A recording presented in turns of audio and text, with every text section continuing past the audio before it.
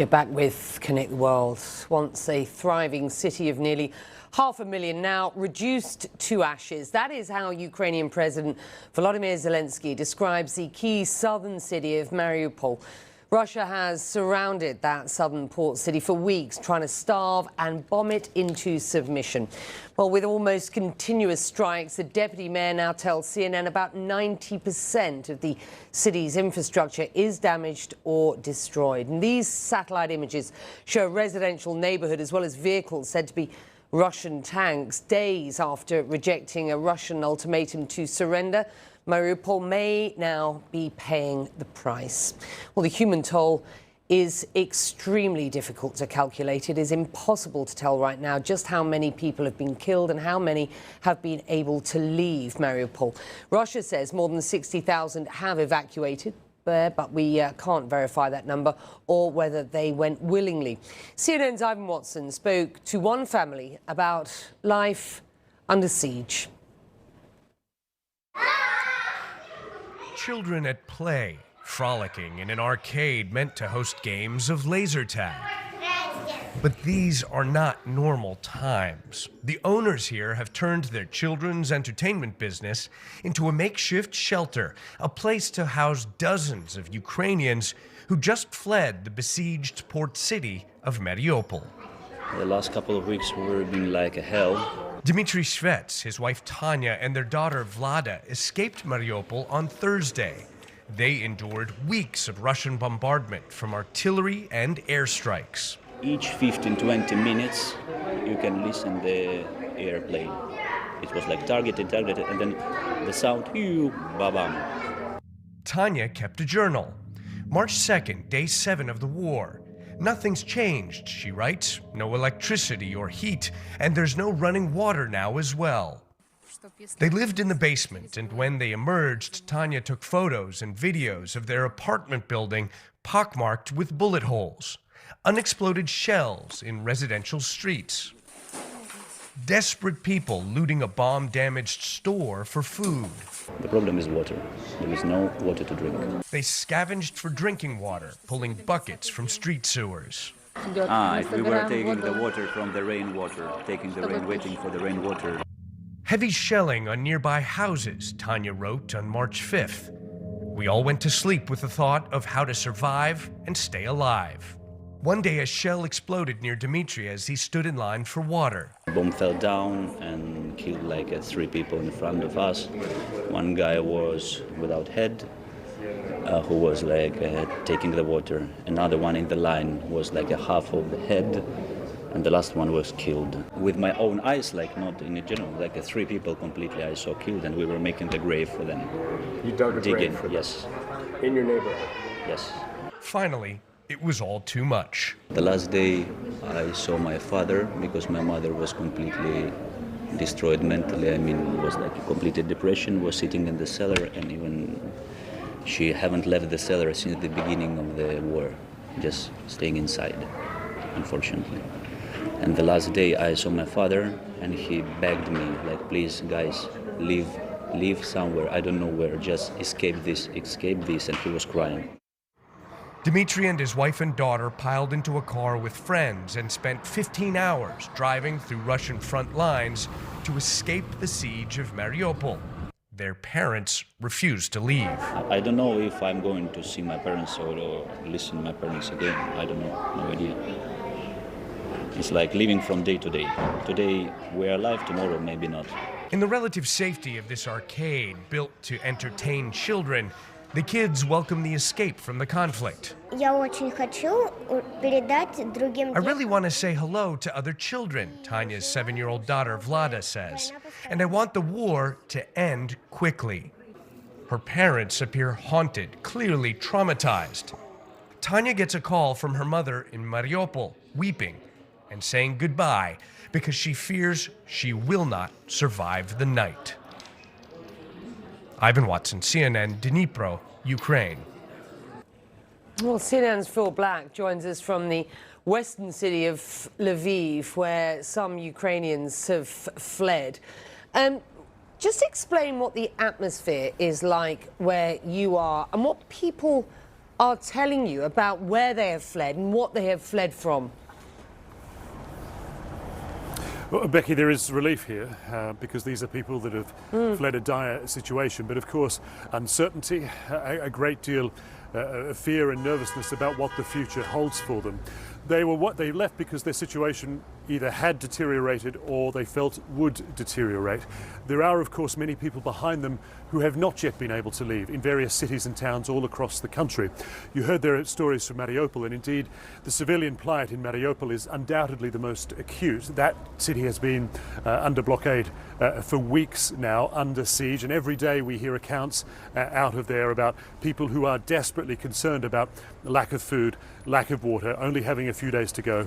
But just today we're hearing warnings and expressions of concern about other parts of the country as well. The Ukrainian government has flagged the situation in Kherson. This is a Russian-occupied city of some 300,000 people. It is under Russian control, and we are told that no Ukrainian aid is able to get in there. This is what the Ukrainian government says, and as a result, people are running desperately short on food. It's not just in Russian-controlled territory, though, that the concerns exist. We heard from Mercy Corps, an aid group today, which said that there is a real need and desperation for aid all across the country, and indeed there are some big cities like Kharkiv in the east where they only have a few days' worth of supplies ready to go. There is no system, there is no network set up to ensure that aid is being dispersed across the country quickly and efficiently, and at the moment there are no substantial stockpiles in any of these big population centres, which means that they are vulnerable. If any of these supplies that do exist there were to be damaged in any way, it means that suddenly hundreds of thousands, potentially millions of people in a region could be essentially without food until they were able to be resupplied. So we're at a point, it seems, in this conflict where, based on the reports that we're hearing from civilians in these affected areas, but also from the Ukrainian government, aid groups as well, that ensuring that people across the country get aid, it's really something of a priority now because the need is clearly growing and becoming increasingly desperate. Becky. Phil Black is in Lviv for you. Phil, thank you. Well, the EU's top diplomat says Moscow is committing what he calls a massive war crime in Mariupol. And Joseph Borrell has a new warning for the Kremlin. He says the EU is ready to impose more sanctions on Russia over its deadly attacks on Ukraine.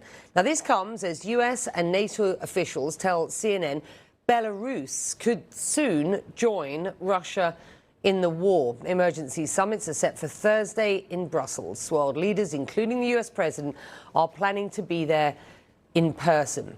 CNN's international diplomatic editor Nick Robertson is standing by for us in Brussels, and the stakes could not be higher. And I'm, to a certain extent, surprised I'm even saying that. But 27 days in, the US, the West has come together, slapping enormous sanctions on the Russians, and yet this war grinds on. And our reporters just laying out how desperate the situation is on the ground. Nick, what are the expectations for this week? What will success look like for these leaders gathering in Brussels?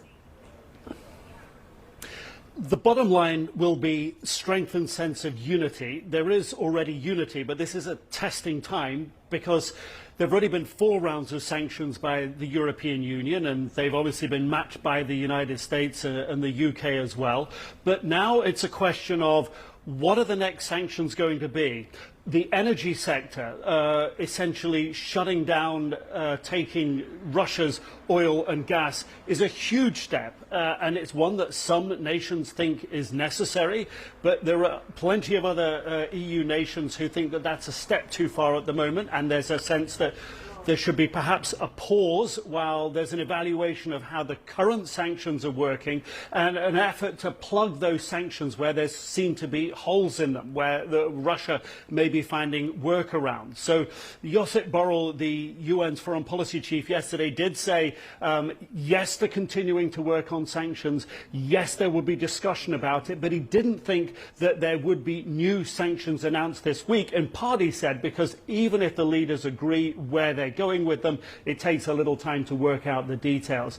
So unity, sanctions, and additional funding. We heard yesterday from the Foreign Policy Chief, $551 million in aid, mostly on security, to be given by the EU to the Ukrainians. So I think those are going to be the sort of the minimums. The maximum, of course, would be going where the Polish president has gone, which is to say a complete blockade of trade with Russia. Nothing through the border entries on land or by sea. I don't think there's anywhere close to sort of EU unity on that type of statement, but that's where we're at the moment, Becky.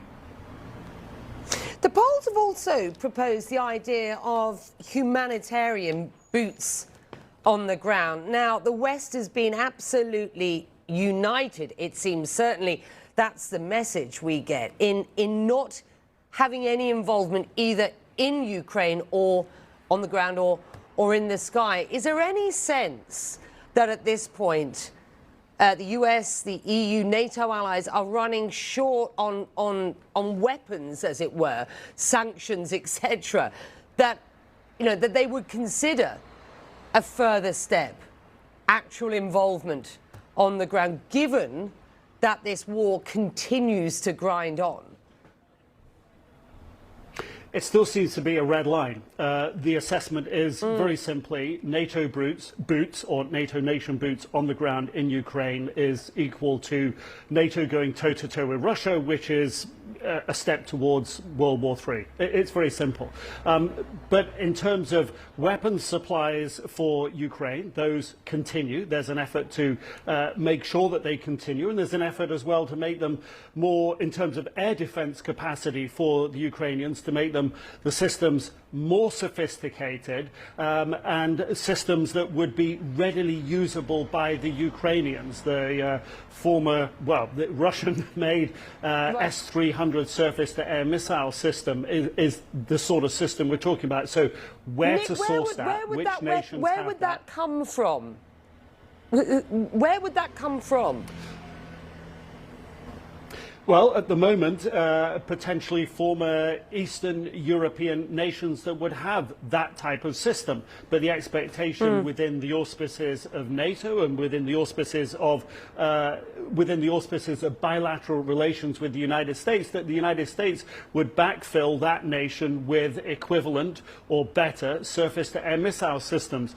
No NATO nation is going to want to degrade its own capacity while aiding Ukraine, and there's certainly in that scenario, nations look to the United States to backfill. But there is.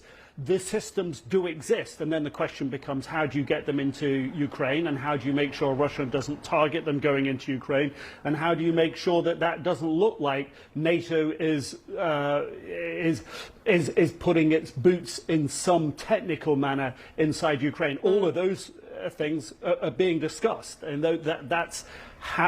that is the difficult part of getting what NATO and the EU says it wants to do. That's the difficult part of getting it done.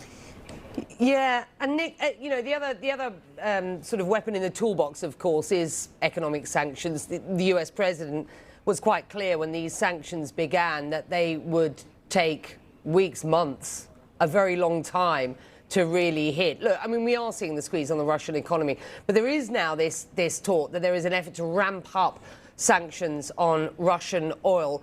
And we know the US and its European allies, to date at least, haven't been completely united on that. Is that something we might expect this week? Still not united, don't expect it. One of the concerns, particularly among southern European nations, is the rise of energy costs within the EU. They're looking to the EU to put caps on those energy costs, so the rising price of electricity, rising price of natural gas. Not just a problem for the EU, but obviously the EU as a bloc has to find a solution for it, and while they're still struggling to find a solution for that, they're unlikely to find unity to put those sorts of sanctions on Russia. But other sanctions that are being considered and talked about are sanctioning more Russian banks. Some of the big banks in Russia that haven't been hit and targeted and taken out of the SWIFT international monetary mechanism, putting those putting those big Russian banks on the same level of sanctions as some of the smaller banks, and that again would crimp the Kremlin's ability to withstand all the other sanctions. Nick Robertson on the story. It's a very busy week there, Nick. It's good to have you there. Let's see what comes out of what are these extraordinary summits happening in Brussels this week as we get towards the end of what has been a month's worth of action on the ground in this bloody war in Ukraine. Thank you. Earlier today, the United Nations Secretary General gave a blistering assessment of Russia's unprovoked war. He told reporters it was unwinnable and said it was causing, quote, appalling human suffering. Continuing the war in Ukraine is morally unacceptable, politically indefensible, and militarily nonsensical. What I said from this podium almost 1 month ago should be even more evident today. By any measure, by even the shrewdest calculation, it is time to stop the fighting now and give peace a chance. It is time to end this absurd war. And later, my colleague Christian Amanpour will have an exclusive live interview with Kremlin spokesperson Dmitry Peskov. That's tonight, 10 Abu Dhabi time, 6 p.m. in London. Well, you will be well aware now that thousands of people, thousands, are fleeing Ukraine every day. I want to get you the latest numbers when we go live near the Polish-Ukrainian border to witness that unfolding crisis. And is live in Kiev, the Ukrainian capital, enduring more Russian airstrikes, even as ground forces in nearby cities repel the Russian advance.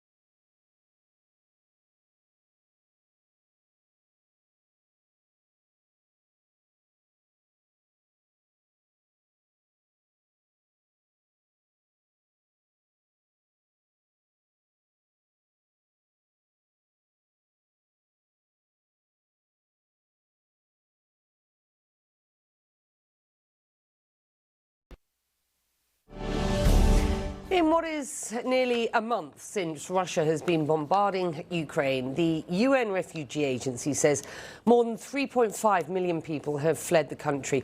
Many are seeking refuge in neighbouring countries, mostly in Poland. But things are about to get worse for refugees in transit as temperatures drop in the region.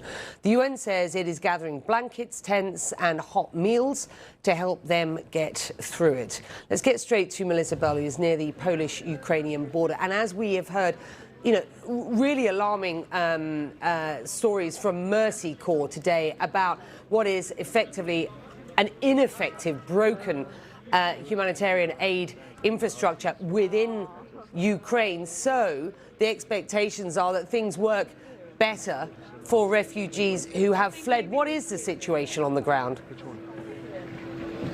The expectation here at the Medica land crossing, where people arrive on foot, Becky, is that things are going to continue to get worse because those temperatures dropping, because of those sieges that we've seen on the ground. And what we've seen here, where, as you can see, so much has been set up to try and welcome the women and children as they make their way across this border on foot. What we hear from them as they cross the border is that they are now fleeing towns like Irpin, Sumy, all of those cities that we've seen, where we've seen the violence worse in these last few days. This is what they're fleeing, and this is where they're coming from. There's this sort of grim symmetry between the arrivals here and what we're seeing on the ground over there.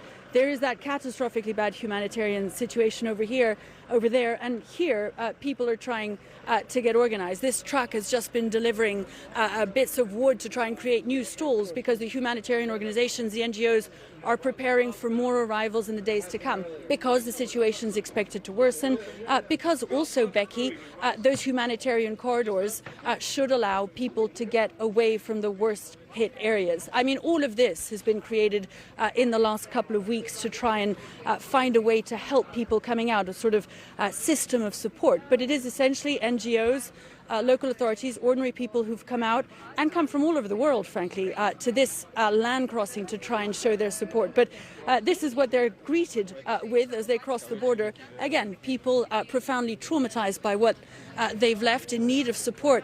And all of them really sharing very similar stories. We've just spoken to one woman who'd come from Chernihiv with her 3 children, who through tears showed us what she'd left, every step of her journey, how difficult it had been, the daughter's birthday that had been celebrated downstairs underneath ground where they'd managed to find refuge, and saying, you need to tell the world what's happening, you need to tell the world what we're fleeing. And they're coming here alone with all that uncertainty ahead and, of course, all that trauma within them, Becky. Melissa's on the ground for you on the border. Well, as Melissa was describing, Poland has registered the highest number of Ukrainian refugees so far. Thank you, Melissa. With more than 2.1 million people crossing as of Monday, many are relying on the help of strangers. CNN's Ed Lavandera shows us one couple opening their doors to those fleeing. The children enjoy a game of hide and seek with a young boy hiding in the corner. But they're not siblings. They're new friends, brought together by war. Because we should. It's in Polish tradition, I think, to open our hearts, to open our homes for someone who is in need. And he's quick to think of the little things that make his guests feel at home. Julia Grishko is in Poland with her 7-year-old son, 4-month-old baby, along with her elderly parents. Today is her birthday. Blue and yellow. She wanted us to see the gifts she received from her hosts, blue and yellow flowers, Ukraine's national colors. Yulia and her family escaped from the eastern Ukrainian city of Dnipro last week. The fighting has intensified around their hometown. So on March 13th at 5:30 in the morning, a Russian fighter jet flew over your home. What were you thinking in that moment? As the war drags on. But she says her heart is in Ukraine with the family she left behind. Дома осталось все мое сердце. My heart stayed at home, she says. I'm scared for my relatives, but thank God I'm in a warm place surrounded by kindness and have inner peace. Бабушки живут, мои тети, дяди. This family here in Poland, will you always consider them part of your family? Yes, she says, they have already become part of our family. On this night, far from home, Yulia was treated to a birthday cake surprise and a lovely version of the song Stola, the traditional Polish birthday song. Yulia tells us her only wish is for peace and the end of war, so her family. In the Ukrainian capital,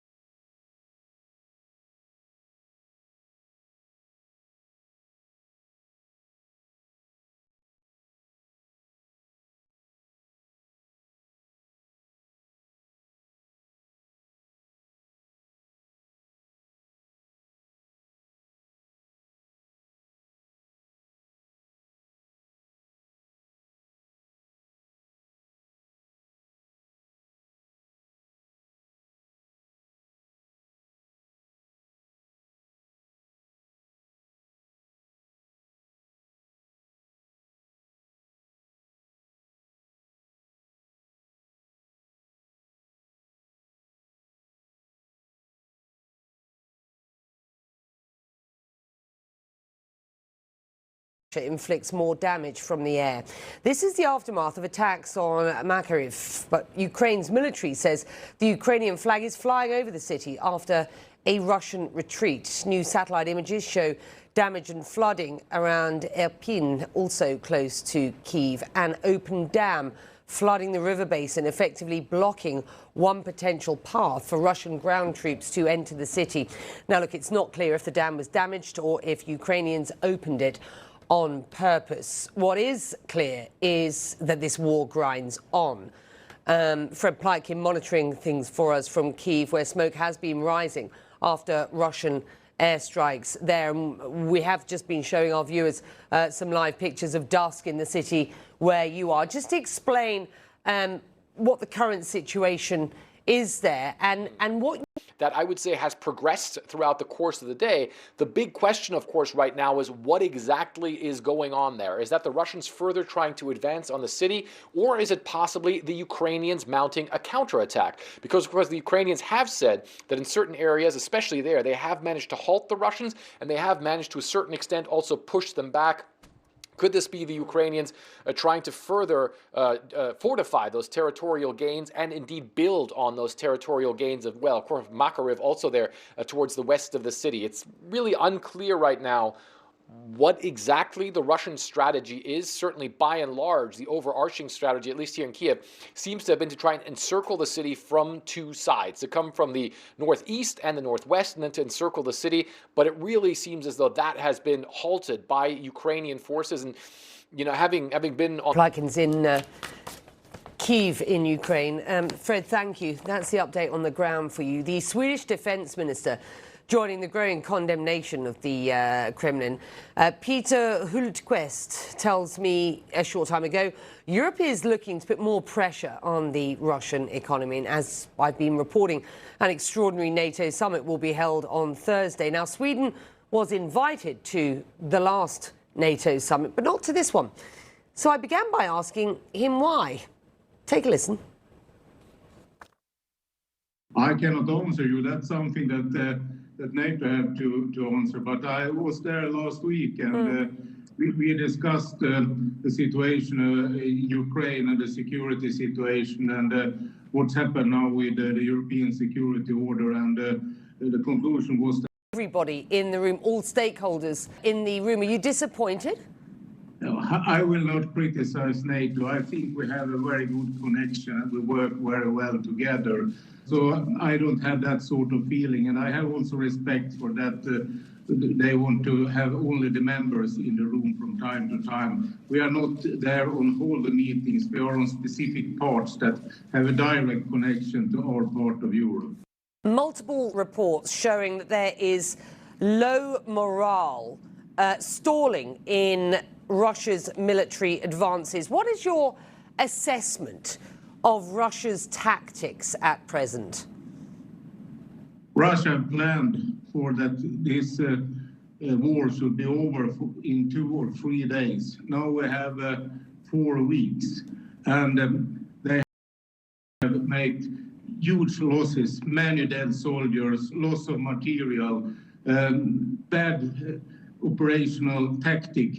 Earlier this month, 4 Russian fighter jets violated Swedish airspace. Do you feel that your country's security is threatened by Russia at this point? That's happened when I and the Finnish minister visited an exercise that Finland and Sweden had on the island of Gotland. And that was also in the same time as we have delivered our first batch of military equipment to Ukraine. So I think that is the context of what they did. But they try to make their moves to make us scared in some way, or have to. That can be a way to analyze it, but I can only say that at the same time we had this exercise together and we were there at the island and we delivered weapons to Ukraine. So I think that in some sort of context we can see it as some sort of activity from their side to scare us. How has the war changed Sweden's positioning? when it comes to NATO neutrality? Because it certainly did for your people. For the first time, more people in Sweden support NATO membership than oppose it. So is it likely? It's now in a group that are making a security policy analysis because of this new situation and the Russian behavior. And we have to see what conclusions we are going to do in that work. But the governmental position about non-alignment, that is not changed. Do you think NATO membership would be too provocative? The government's position is non-alignment for Sweden. And we must also see what will happen if we apply for NATO membership. What is the risk if we do that? And then we have to analyze risk for cyber activities, hybrid activities, military attack, different sort of things that Russia maybe can take initiative to. So we must also see what is the risks, and we must also see the positive things with it. Many European countries will be pushing for the full sanctioning of Russian oil at this summit. Does Sweden support that? Sweden's position is that we need sanctions that step by step will be stronger against Russia. And we think that to have a policy now that they must feel that they have done something very bad and it cannot be business as usual, that is very important. So step by step deepening the sanctions, and the oil sanctions can be something that really hurt the Russian economy. So the question is, do you support the full sanctioning of Russian oil at this point? We are positive to deepening the sanctions, and we see the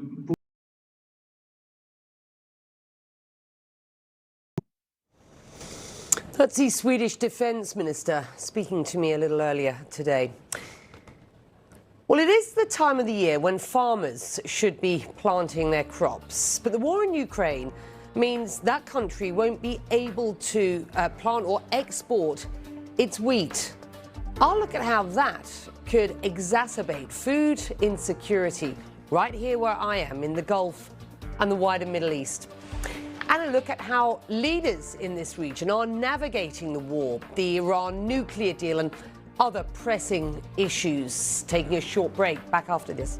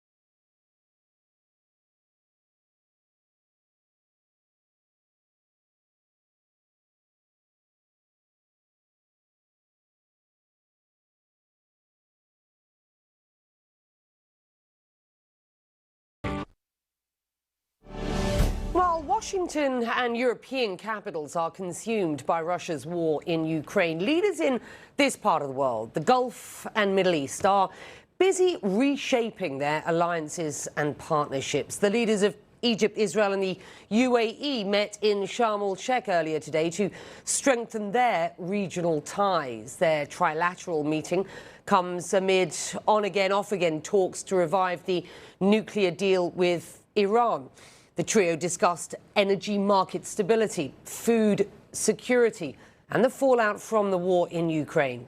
Well, the meeting comes days after Syrian President Bashar al-Assad was welcomed in the UAE, meeting with leaders in both Dubai and Abu Dhabi. Well, the meeting in Egypt comes as that country faces new economic pressures sparked by the Ukraine-Russia crisis, seeing its currency value drop by 14% this past week. That, in turn, can, of course, cause the price of basic foodstuffs like bread, a staple in that country, to rise. And while spring is typically the time you would see the world start to plant wheat for the coming year, the war in Ukraine is creating a worsening food crisis. The piercing sounds of war. Russia's invasion in Ukraine is nearly a month old. Its impact on the ground is devastating. But away from the death and destruction inflicted on cities like Kiev and Mariupol, it's also exacerbating an already precarious food insecurity crisis across the Middle East and North Africa. Before the war, wheat supplies from Russia and Ukraine accounted for almost 30% of global trade. It's a crisis on top of a crisis. And reliance on Ukraine is especially high for countries such as Turkey and Lebanon, which import almost all of their wheat from Ukraine, or Libya, which relies on Ukrainian wheat for more than 40% of its needs, or Egypt, where the national currency dropped 14% in the past week, due in part to the high price of wheat driving inflation, and war-stricken Yemen, already facing a severe food shortage. Countries that are already suffering from widespread food insecurity are the ones that have been hardest hit. And these include Yemen, Lebanon, and Syria. And all of these countries also suffer from weak social protection schemes, which means that the government has not been stepping in to ensure that their residents have adequate access to food. As war and sanctions increase the price of wheat to all-time highs, there is concern that the conflict in Ukraine could further destabilize countries across the region. And the world's humanitarian leaders are sounding the alarm. David Beasley, the head of the United Nations World Food Programme, tweeting the fallout from Ukraine will spread across the globe. As this war heats up, many countries will face soaring food prices, catastrophic hunger, and growing instability. Food insecurity absolutely can result in greater political unrest. And again, these are a number of countries that have already been suffering from conflict, that have already been suffering from political upheavals. And of course, in the absence of, being able to have enough food to eat, we can anticipate that there could be additional outbreaks of violence, of course, protests. Yet another reminder of the pain wars can inflict far beyond their borders.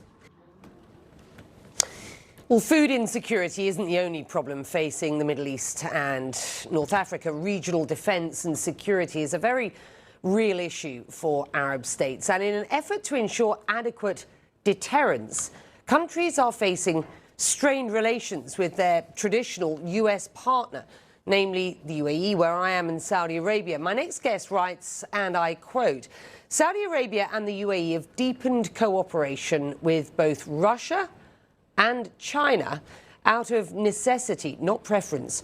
Should the Biden administration renew its commitment to regional defense by publicly affirming a strategic alliance, Riyadh and Abu Dhabi will revert to more cooperative ties with Washington, including on oil prices, at the expense of Moscow and Beijing. Firas Maqsad is the Director of Strategic Outreach and Senior Fellow at the Middle East Institute, joining me tonight from Washington. your piece, an op-ed that you penned for the Wall Street Journal, is fascinating. Russia's decision to wage war on Ukraine and the West's appeal to countries around the world to support their action against the Kremlin has very much laid bare just how much has changed in Washington's relationships with its erstwhile US partners in this region. While we see this sort of coming together of the US, the West, there's so much fracture elsewhere. Explain what's going on as you see it. Becky, it's good to be with you again. Yes, you're absolutely right. In many ways, this process of having the regional countries in the Middle East, primarily Saudi Arabia and the UAE, the heavyweights, diversify their foreign policy options away from the United States has been taking place for a while. But what we see with the war in Ukraine, and particularly countries having to take a position on Russia, is just how much these countries have moved away from the United States. There's also sort of a regional and more local element to this, which is that these countries have been increasingly under attack from Iranian-sponsored militias. I mean, when we have cities, airports, vital global oil facilities in these countries being on regular attack from Iran-sponsored militias, disrupting a global oil supply, and the United States, which is the underwriter of regional security, being largely absent, that sends alarm bells ringing both in Riyadh and Abu Dhabi and has them thinking about how to diversify away from the United States even further. In your piece, you suggest that how Washington reacts to this unfolding predicament that you see these Gulf countries and others across this region, by the way, but the Gulf countries specifically, in how Washington reacts to this unfolding predicament of what's going on here and the potential consequences should this not be sorted out, this stressed relationship that we are seeing at present. Yes, absolutely. I mean, we've got at least two dynamics, two trends that we ought to think about. One is the fact that the U.S. is no longer perhaps the only hegemon, that China and Russia are actively participants in shaping the world. China now the lead trade partner for most U.S. allies in the region. But the second thing to focus on is the fact that we might be on the precipice of yet another understanding between the West on one hand and Iran on the other. One that could see sanctions lifted and Iran and its proxies being flush with billions of dollars. And that's of great concern to allies in the region. And so when I argue that with times of conflict comes the potential for opportunity, today we have the leaders of Egypt, the UAE, and Israel coming together. And I think part of that is sort of the regional reaction of, well, if we can't rely on the United States the way that we used to, then perhaps we need to come together and consolidate our resources, given the challenging times ahead. What's your assessment of what does happen short term? Well, I mean, I think a lot of it depends on how the Biden administration reacts. Countries in the region have been signaling their displeasure very clearly. Phone calls from President Biden to the leaders of Saudi Arabia and the UAE have gone unanswered. And so if the Biden administration does use this pivotal moment in its relationship with the region to recalibrate and reassess, then perhaps we can see U.S. allies and U.S. influence. I know to be, a very clear foreign policy position in this country and so many of those around this region. Thank you. Well, up next, the growing need for aid in Ukraine and the growing army of volunteers showing up to help. We'll take you inside a cultural centre turned relief hub. Up next.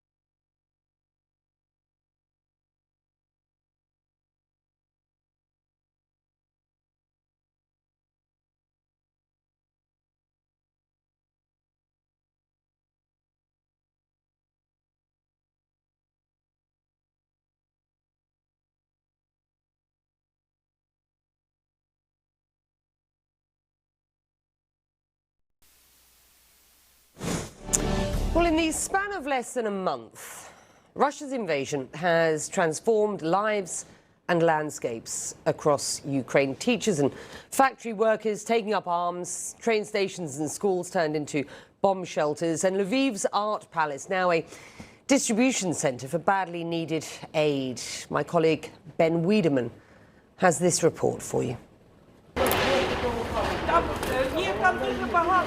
Sometimes the kindness of strangers comes in boxes and bundles. Blankets, food, diapers, bottled water. Svetlana Gajayev drove 1,000 miles from France to deliver. And I just had to come out and give him a help with my 2 hands and my 2 feet and do the best that I can, and hopefully it's helping him. Lviv's art palace is a hive of activity. Taken over by volunteers overcome by a deluge of donations. Relief supplies continue to arrive at this distribution center and others like it around Lviv, from ordinary citizens and from abroad. Amidst the bitterness of this war, the milk of human kindness hasn't soured. In the basement, Dr. Victoria Parik sorts through thousands of boxes of medicine. We are really thankful to them because our pharmacies are empty. Those in need come here for help, which goes only so far to dull the pain. Even the kindness of strangers can't change that. Ben Wiedemann, CNN, Lviv.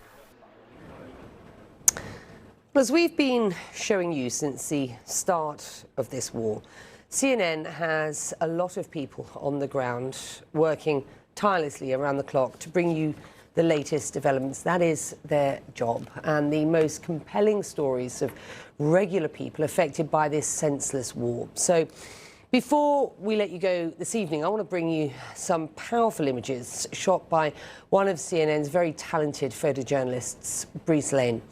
This is Vitaly, a Ukrainian who fled from his village in the south towards relative safety in Mykolaiv.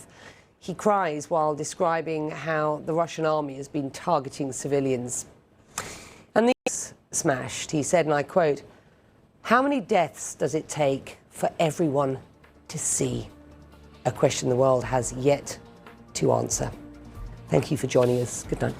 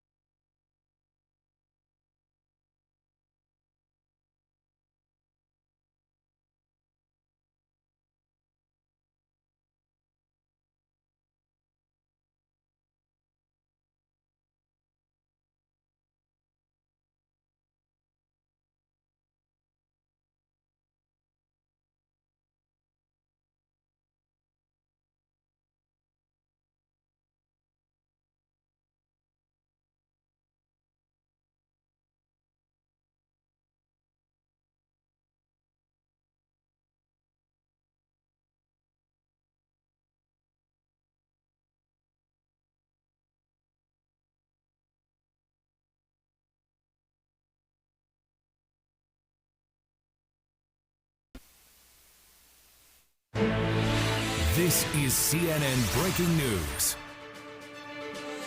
Hello, I'm Linda Kincaid, live from CNN's World Headquarters here in Atlanta. Good to have you with us. We begin in Kyiv, which is now under curfew on the 27th day of Russia's brutal and unprovoked war in Ukraine. In just the past few hours, several loud explosions were heard by a CNN team on the ground. One blast so strong, it set off car alarms. But the resistance appears to be holding, and one NATO official says all signs point to a stalemate. Which is west of the capital city. Ukrainian forces say they've taken back control of Makariv after days of intense fighting. But the city's mayor is still calling on residents to leave that area. Well, meanwhile, the head of the Kharkiv region says the region was bombed 84 times overnight. This school building now just a shell of what it once was. Well, in the decimated southern city of Mariupol, hundreds of thousands remain in underground bomb shelters without food, heat, water or electricity. And there's no way out. Ukraine's president says the devastation in Mariupol amounts to war crimes by Russia. The besieged Mariupol will go down in history as an example of the responsibility for war crimes. What the occupiers have done to Mariupol is an act of terror that will be remembered for centuries. Well, for more from the Ukrainian capital, I want to bring in CNN's Frederick Plyton, who joins us from Kyiv. And Fred, you're in a city that is under curfew. You've been hearing sirens amongst other terrifying sounds. Just explain to us what you're seeing, what you're hearing. Hi there, Linda. Yeah, I mean, this is definitely a city where you can feel the war very, very close. And this fighting has been going on throughout the entire day. What we're seeing right now from our position is black smoke over large parts, especially the northern parts of the city, but also a lot of very loud explosions, a lot of very loud bangs. And if you look on the skyline, especially towards the northern part of the city, there's massive plumes of smoke that are coming up pretty much constantly. It really seems as though the fighting is concentrating around those areas. And that's something that we've seen throughout the course of the day, where we've seen and heard artillery fire, rocket fire, and even machine gun fire that was very clearly to be heard even at our position right here. So this is a major battle that's going on right here around the Ukrainian capital, around Kyiv, and certainly one, Linda, that has been going on for the better part of the day. Of course, air raid sirens have been going off as well. One of the things that happened today was also that the Ukrainians say that the Russians fired a very large missile towards the Ukrainian capital. They say that was intercepted, and that then the remnants of that missile dropped into the Dnieper River, which is, of course, the mighty river that runs through the Ukrainian capital. But, we've been reporting over the past couple of days, past couple of weeks, really, Linda, that the Russians seem to be trying to encircle the Ukrainian capital of Kyiv. It certainly seems to us as though the Ukrainians are putting up some massive resistance. I think that's something that we're seeing play out right now in the northern, especially the northwestern outskirts of the capital city, with really some heavy fighting that's been going on for hours and hours as we've been watching and listening all of this unfold. Linda? Yeah, Fred, I want to ask you about that city Ukraine says it's retaken, a town called Makariv near the capital. Just how significant is that? Well, it's extremely significant. Makariv is one of those places that's certainly seen as a strategic town outside of the Ukrainian capital, outside of Kyiv. It's about 35 miles to the west of Kyiv. And if the Ukrainians have retaken it, and all accounts are that they have, they've posted some pictures of their forces inside that city, even though it seems as though there's some areas around Makariv that still seem to be contested, then they would have essentially cut off the Russians' attempt to try and encircle the city, at least when they're coming in from the northwestern part of the city. So it seems as though there, on that front, the Ukrainians are certainly holding and possibly also fighting back as well. There's some Ukrainian officials that have said that they're going to launch and are launching counteroffensives against the Russians. And speaking to people on the ground here, speaking to some of the Ukrainian troops also on the ground here, they certainly seem to be quite confident at this point in time that they can possibly turn the tide of all this, at the very least hold the Russians up for an extended period of time, and possibly also launch some pretty effective counter-offensives as well. And Makariv really is one of those places now that certainly signals a big victory for the Ukrainians. Linda? Yeah, the resistance has been extraordinary. Frederick Plyton, good to have you with us from the capital. Well, CNN's Ivan Watson is in Dnipro following the latest news in Mariupol and joins us now live. So, Ivan, a Ukrainian lawmaker says that bombs are falling on Mariupol every 10 minutes. It seems that Russia is intent on destroying that city. And that's what every survivor evacuee that I've spoken with that has escaped from Mariupol in the last week have said. That is what soldiers, Ukrainian soldiers that are still defending the city are saying as well. And that's what one local government official said to CNN's John Berman earlier today. Take a listen to his account. Each day, Mariupol is destroyed more and more. Till now, in our estimation, about 90% of our infrastructure is damaged and destroyed, and at least 1/3 of them could not be repaired anymore. City is in full blockade. City does not receive any humanitarian aid. City is without food, electricity, water, energy supply. City is under continuous bombing, from 50 bombs to 100 bombs. Russian aircraft drops each day. Now, one of the Ukrainian military officers still fighting inside Mariupol against the Russian siege that we've been communicating with, he said today that there were 2 massive Russian airstrikes on the city, different from the kind of hourly airstrikes that he and other civilian residents had described. He also called for a ceasefire to allow a convoy of the International Red Cross to be able to come in to bring food and medicine and water for residents. And here we hear very different estimates of how many civilians may still be in the city in the siege. On the one hand, I've heard some people say perhaps 10% of the original pre-war population of more than 400,000 are in Mariupol. Other people have said it might be 200,000 or 300,000 that are still in there, hiding in their basements from the ongoing Russian artillery bombardment coming from the land, air, and sky. Linda. And Ivan, you're in Dnipro, about 4 or 5 hours drive from Mariupol. I understand where you are, basic services are still running despite these sort of attacks. Yeah, there's a curfew in Dnipro, but here I am in a park, and there's a child on a scooter with family. It's kind of a little far for you to see. The city is not as full and as bustling as it might be otherwise, but yeah, this is a city that is still functioning. Excuse me. Still functioning in the midst of a war that's frankly an existential war for Ukraine, defending itself against its much larger neighbor that invaded it with a much larger military force. So I spent part of the day with a deputy mayor of Dnipro. I interviewed him, and he said that the buses still have to run. The tram cars, and we see that, are still running, though he's lost some of his drivers, he says, because they have previous experience as conscripts in the military driving tanks. So they have signed up and volunteered to drive tanks. We also have evacuees, displaced people from other more frontline cities and towns that come into Dnipro and from here travel west deeper into Ukrainian-controlled territory. At the same time, there are threats here.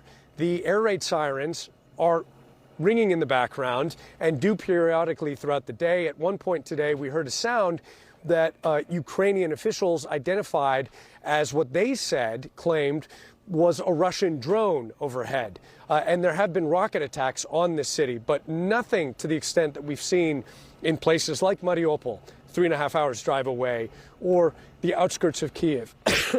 But it is a bizarre kind of double assignment that a city like this has to have. It still has to function. The economy still has to function, and yet it has to be ready to defend itself against the Russian military at the same time. And it's a strange existence that people are in.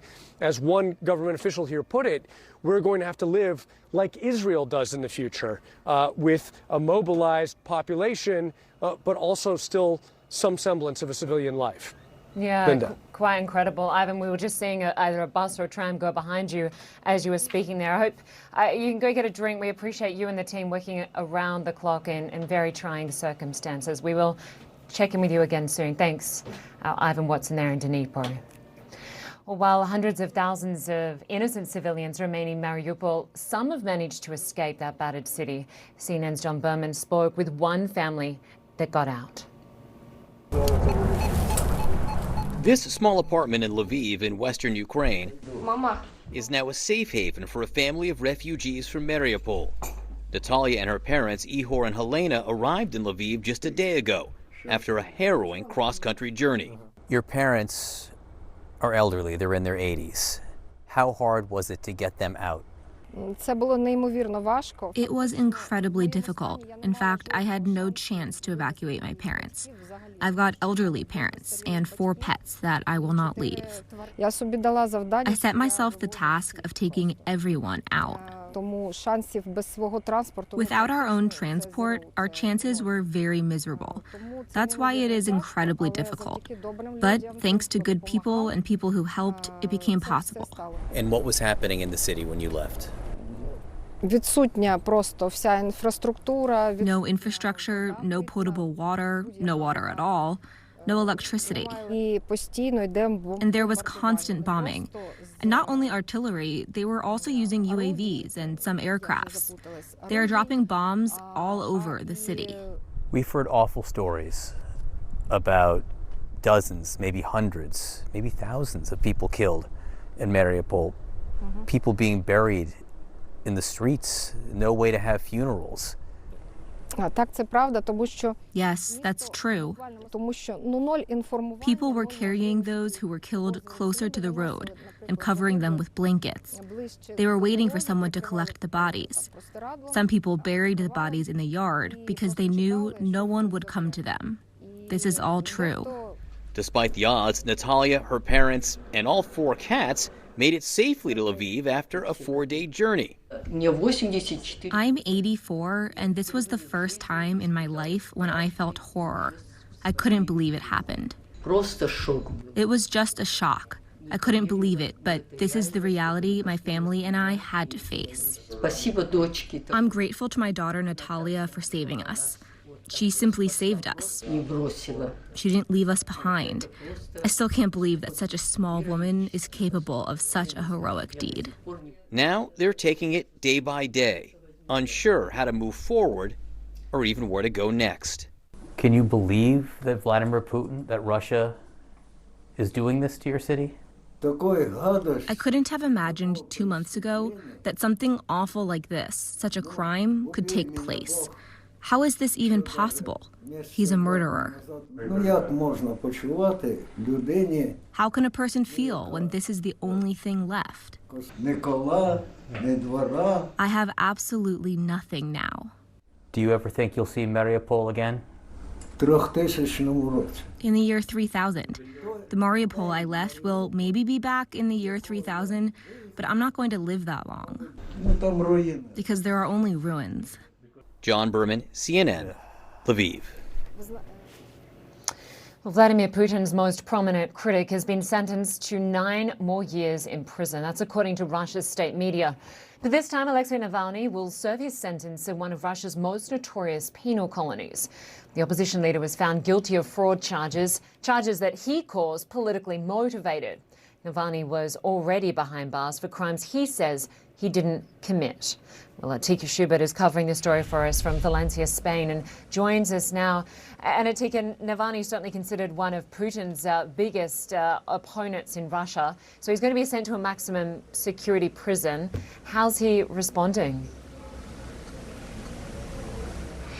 Well, we were able to see him on a video link. Of course, took place remotely because he is currently serving that other sentence. He looked quite thin, gaunt even, but completely unsurprised when the verdict was read out. He was just shuffling through those court papers handed to him. And of course, it's not the first time that he has faced charges like this of fraud. He was convicted in 2013 of another fraud allegation that the European Court of Human Rights said was not a free trial. So he's been through this before. This time, he was accused of stealing from his own anti-corruption foundation, which is a charge he has denied and that the foundation itself has denied. So his lawyers have said they'll put in an appeal, but this is clearly a blow for Navalny and for his anti-corruption foundation.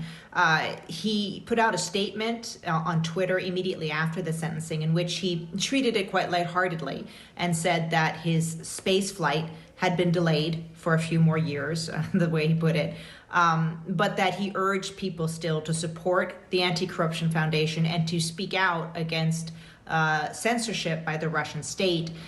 In it, he said that Putin, quote, is afraid of the truth. So clearly he remains defiant despite the sentencing, Linda. Yeah, he certainly does. All right, we'll stay on top of this. Atika Shuba, good to have you with us. Thanks so much. Well, a Russian cyber attack against the U.S. is coming. That is President Joe Biden's stark warning for American corporations. And he says now is the time to prepare.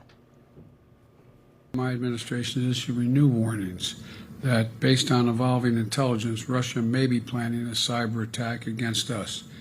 And as I said, the magnitude of Russia's cyber capacity is fairly consequential, and it's coming. Well, CNN's Arlette Saenz joins us now from the White House. And Arlette, throughout this war, even before the war began, the U.S. has been quick to reveal intelligence they've got about Russia's next move.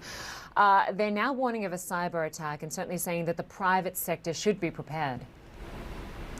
Yeah, and you heard President Biden there essentially say it's not a matter of if, but when, and that they have this evolving intelligence showing that Russia is preparing to possibly launch a cyber attack against the United States. This is in part retaliation for those sanctions that the U.S. and Western allies that have imposed on Russia over the course of the past few weeks since that invasion of Ukraine began. But last night, President Biden was speaking to business leaders saying that the federal government is preparing and that the private sector also needs to prepare, bolster their cybersecurity defenses, and he called it a patriotic obligation for these companies to be vigilant against the threat of possible cyber attacks. Now, the top cyber official here at the White House yesterday said that there is not a current specific credible threat at this moment, but they have seen Russia taking preparatory steps to launch possible attacks. That includes scanning websites, looking for possible vulnerabilities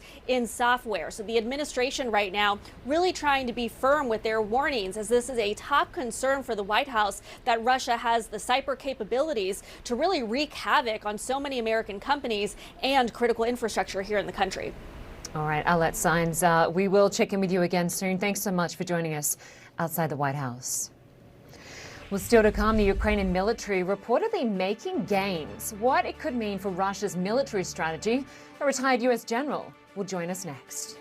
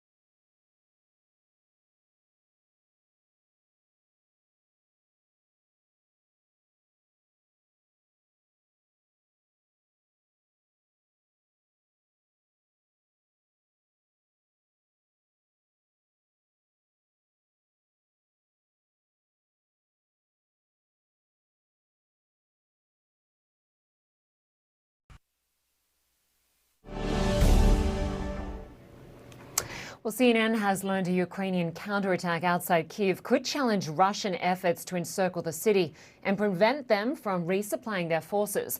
It comes as a U.S. defense official tells CNN that Russia could be getting desperate for momentum. And desperation, along with a possible shortage of precision weapons, could lead to attacks that put even more Ukrainian civilians in danger. Multiple sources tell CNN the U.S. isn't sure the Kremlin has even designated a military commander to lead the assault. And a senior NATO intelligence official says all signs are pointing to a stalemate. Well, joining us now is retired Major General Michael Repass. He served as commander of U.S. Special Operations Forces in Europe. Good to have you with us. Thank you, Linda. I appreciate the opportunity today. So I want to start with this claim from Ukraine that they've retaken a key town on the outskirts of the capital. It certainly seems very significant given how Russia was trying to encircle the capital. And certainly it must be a morale boost for Ukrainians. Well, you're absolutely right. It is a morale boost. But more importantly, it shows that Ukraine's capable of generating sufficient combat power to go out and do local counterattacks. The city itself is rather small, but the point is that they were able to get out there and maneuver and destroy the enemy out there and take the city back. It also shows that they're very interested in maintaining the flow of supplies from western Ukraine into Kiev. This town is west of Kiev. It's along a main artery of transportation, and that attack enables them to secure that shoulder out there and make sure supplies, both humanitarian and military, can get into Kiev. And we have heard confirmation from the United States, from the president, that Russia has used a hypersonic missile. That seems to be a weapon that's impossible to stop, to intercept, right? Yes, it is. The speed is fantastic, in excess of Mach 5 potentially, maybe as high as Mach 10 plus. So it is not possible to launch an interceptor to get after that problem set. I think the psychological impact is perhaps more significant than the actual munition itself.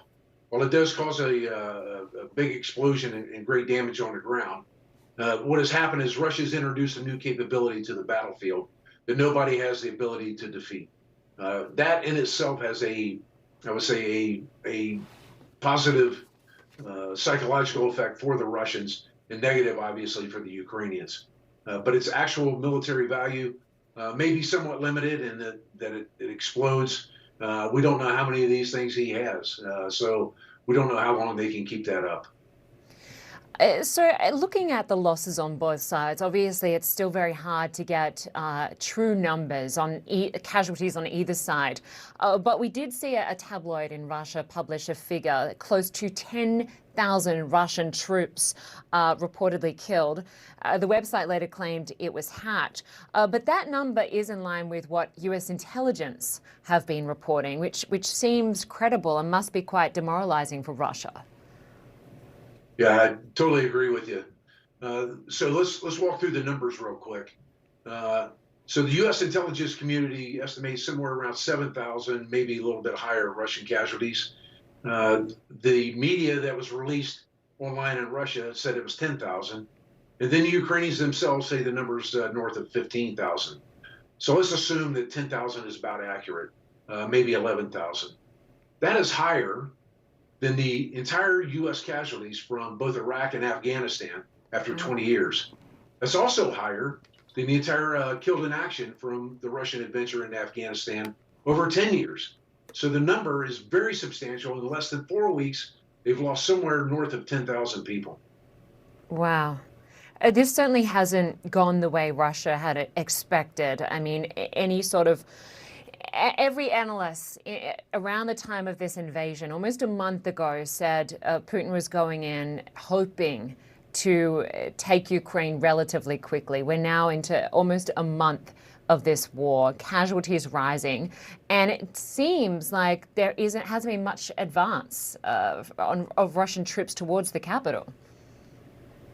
No, absolutely not. So a couple of things are going on. The first one is he's somewhat culminated with his first echelon of forces. His initial push in there He's run through those forces. Some are combat ineffective, quite frankly, because of the Ukrainian punishment that they put on the Russian troops. Combat losses are somewhere between 20 and 25%, maybe higher. In some units, they've been completely destroyed. So what Putin's doing now is he is doing individual replacements. In some cases, he's bringing units in from the Far East, Central Asia, around Moscow, and out of the Northwest. But those units won't get there in the near term. They need another week or so to get there. However, his combat capabilities are going down for every day he spends in Russia due to attrition from the Ukrainians themselves, and also just the ineffectiveness of putting new recruits or fresh troops, people that aren't familiar with the unit. There's no unit cohesion. They don't know how the unit works. So the effectiveness of the forces that he has in the country is going down. At the same time, the Ukrainian side has the opposite going on. They're getting people coming in across the borders, about 16,000 a day, 80% of whom are military-age males, particularly those are available to join the armed forces and the territorials.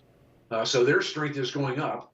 And as long as the West continues to arm them, the Ukrainian forces will continue to regenerate at a higher rate than the Russians are being replaced. Wow. Retired Major General Michael Repass, good to get your perspective. Appreciate your time today. Have a great day. Thank you, Linda. Well, just a programming note, coming up in about 90 minutes on Armenpur, Christian will have an exclusive interview with Kremlin spokesperson Dmitry Peskov. That is at 6 p.m. London time, 9 p.m. in Moscow. Well, still to come on this show, small, poor countries are helping to host refugees from Ukraine, but at a cost.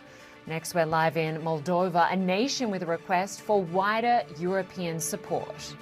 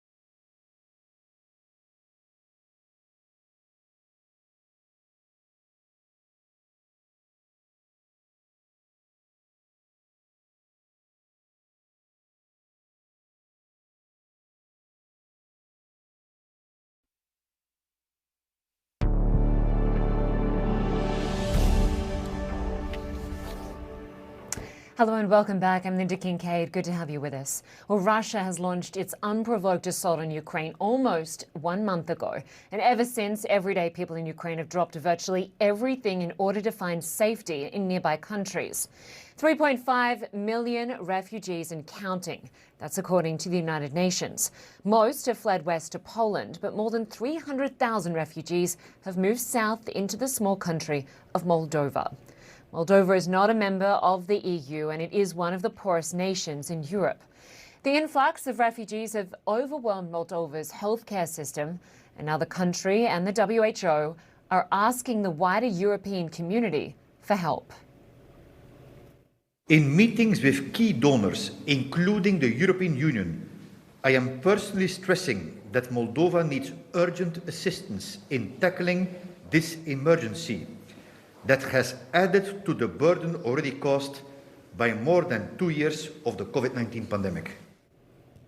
That was Dr. Hans Kluge, and Dr. Hans Kluge joins us now from the capital of Moldova. Good to have you with us. Thank you, my pleasure.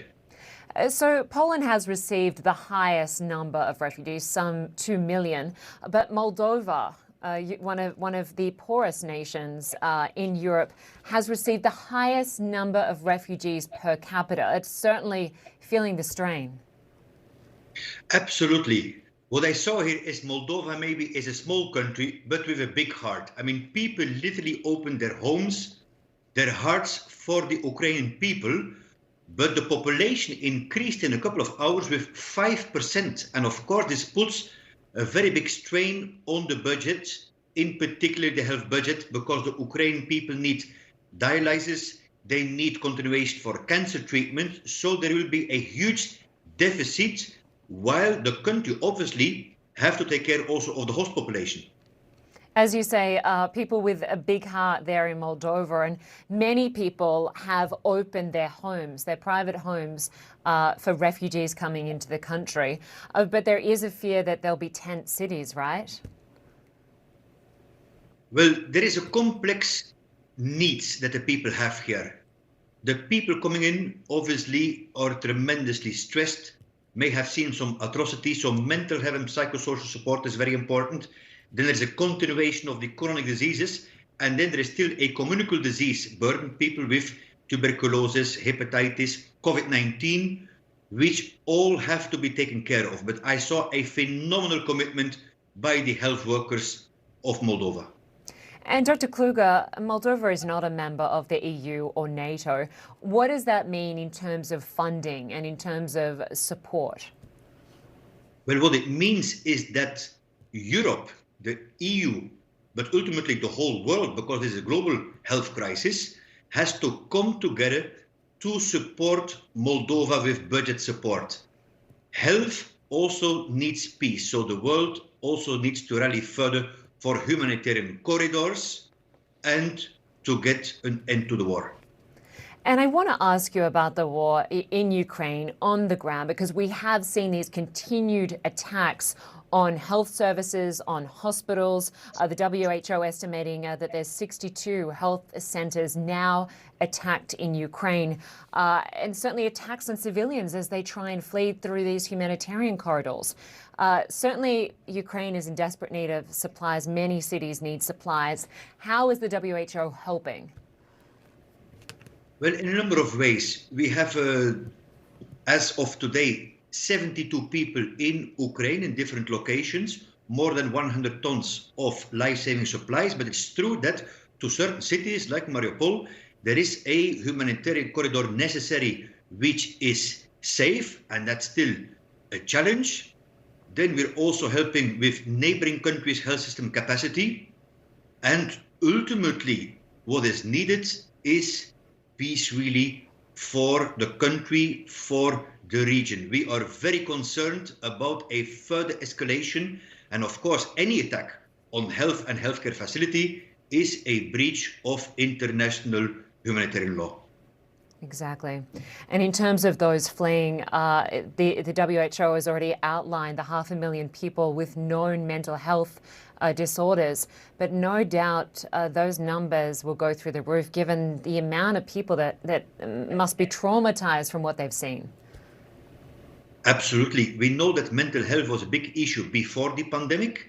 Then suicide was the fourth leading cause in youngsters between 10 and 19 years. During the pandemic, anxiety, depression, it became the first and second leading cause.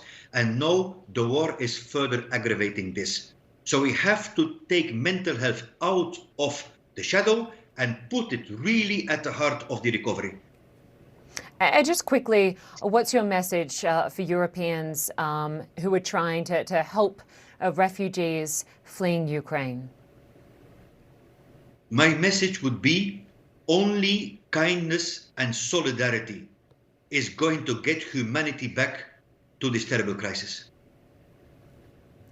Dr. Hans Kluge, we appreciate your time from the WHO. Thank you so much, and thanks for all the work you do. Thank you. Well, the United Nations calls the Ukraine exodus the fastest growing refugee crisis in Europe since World War II. And as we mentioned, Poland is where most refugees are headed. CNN's Ed Lavandera shows us how one Polish couple is opening their home to dozens of people. The children enjoy a game of hide and seek with a young boy hiding in the corner. But they're not siblings. They're new friends, brought together by war and the goodwill of Yaroslav Shiontitsky and his wife Małgorzata. They opened their home to this Ukrainian family who escaped the war zone less than a week ago. When did you decide to help Ukrainian refugees? When the first bomb go down. Since the war started, the Shiontitsky family has taken in 46 people. This truck driver, who recently recovered from cancer, says helping Ukrainian refugees is something he has to do. Why have you opened up your house to so many people? Because we should. It's in Polish tradition, I think, to open our hearts, to open our homes for someone who is in need.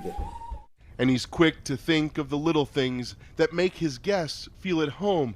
Julia Grishko is in Poland with her 7-year-old son, 4-month-old baby, along with her elderly parents. Today is her birthday. Blue and yellow. She wanted us to see the gifts she received from her hosts, blue and yellow flowers, Ukraine's national colors. Yulia and her family escaped from the eastern Ukrainian city of Dnipro last week. The fighting has intensified around their hometown. So on March 13th at 5:30 in the morning, a Russian fighter jet flew over your home. What were you thinking in that moment? She says, this was the turning point. I realized that I could no longer endure it. At that moment, I thought I had to save my children. Yulia is a police officer at home. She was on maternity leave when the war started. Now it's up to her to figure out what to do next as the war drags on. But she says her heart is in Ukraine with the family she left behind. My heart stayed at home, she says. I'm scared for my relatives, but thank God I'm in a warm place surrounded by kindness and have inner peace. This family here in Poland, will you always consider them part of your family? Yes, she says, they have already become part of our family. On this night, far from home, Yulia was treated to a birthday cake surprise and a lovely version of the song Stola, the traditional Polish birthday song.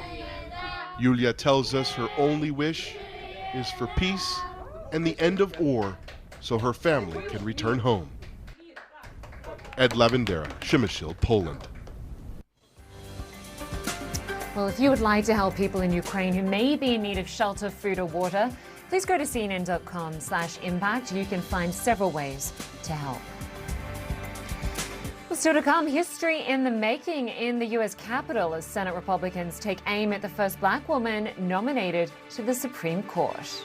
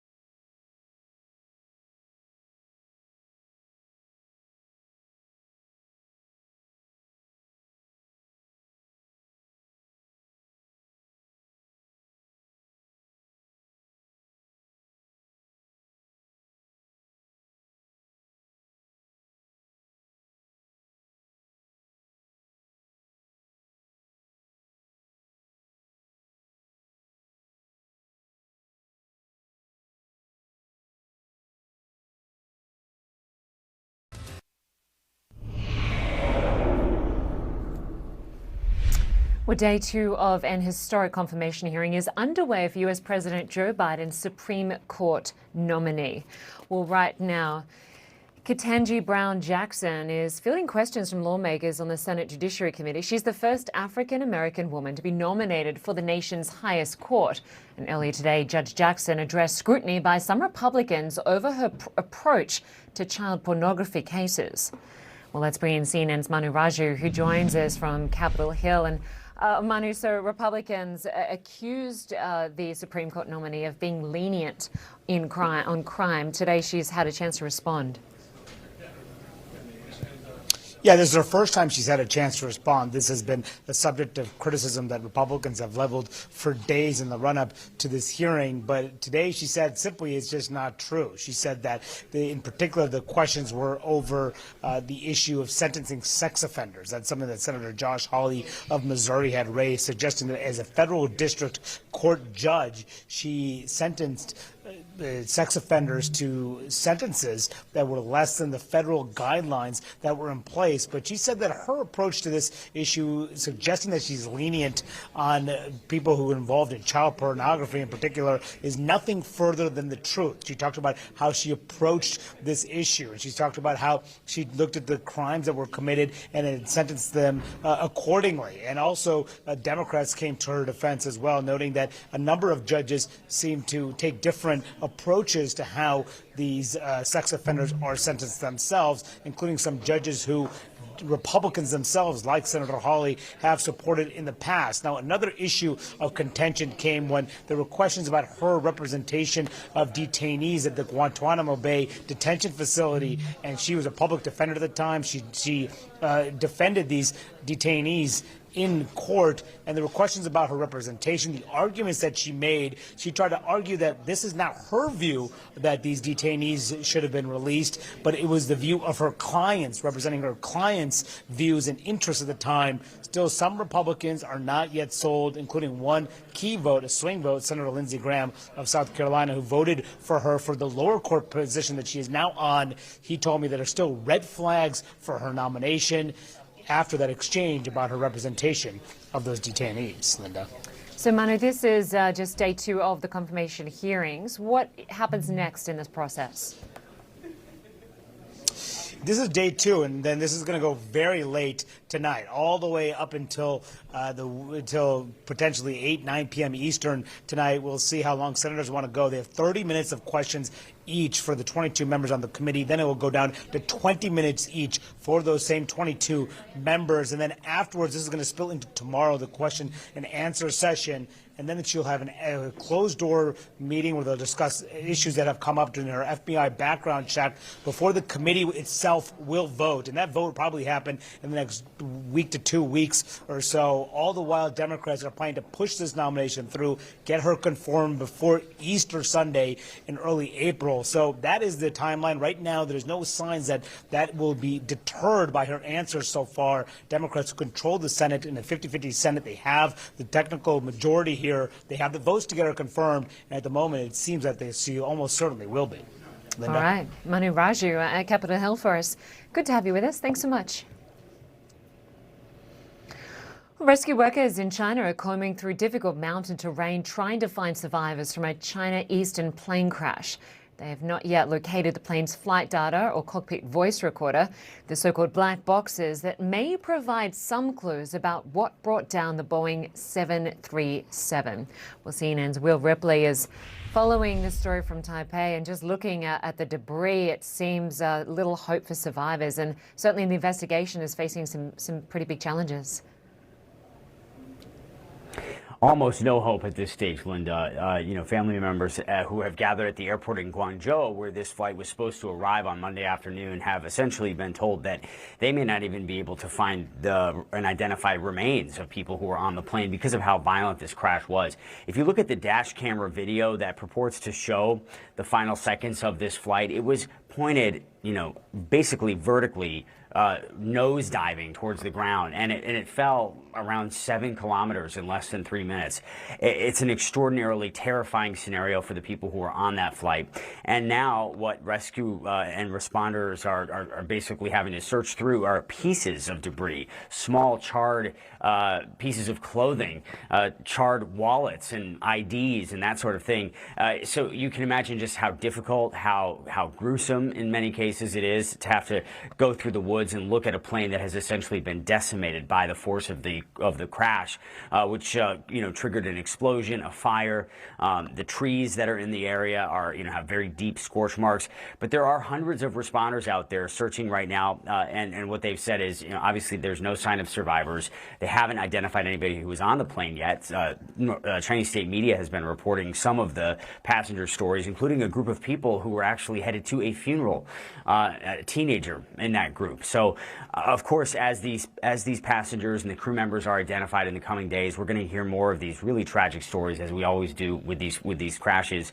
And then there are the obvious questions: how did this happen? Why did this happen? Why did a 737-800, which is a workhorse of the global aviation industry, there are more than 4,500 of these airliners in service right now. I guarantee you, at this very moment in the skies, 737-800s are flying. You've probably flown in one before, wherever you are in the world, because they're just so common. And so, given what happened to the 737 MAX, which is a different aircraft, and the microscope that the U.S.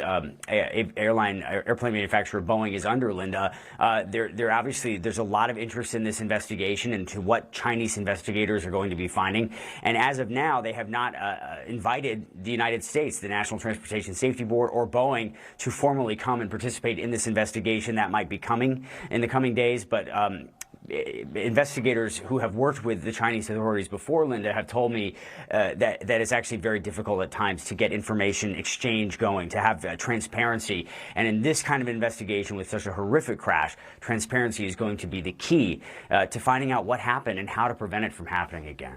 Exactly. No doubt the family members of those 132 people on board want answers, deserve some answers. Will Ripley, good to have you with us. Thank you.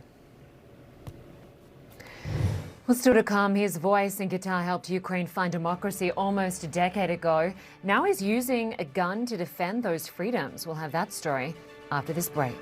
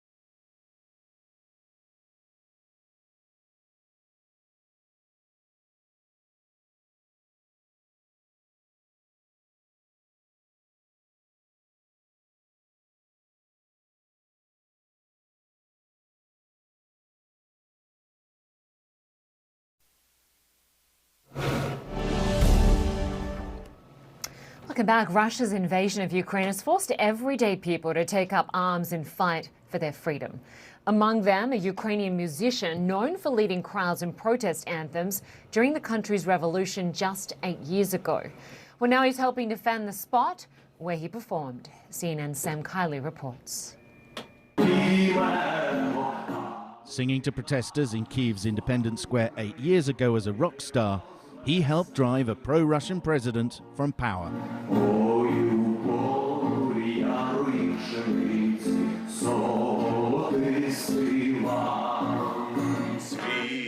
Now the lead singer of the band Mandry, Serhiy Fomenko, is in uniform, fighting Vladimir Putin's invasion the old-fashioned way.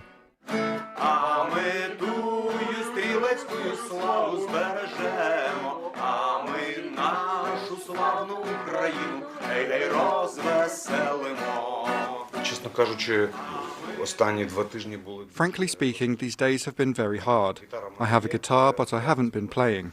Also, the last 2 weeks have been really difficult, because the enemy was trying to surround Kiev, so there was no music.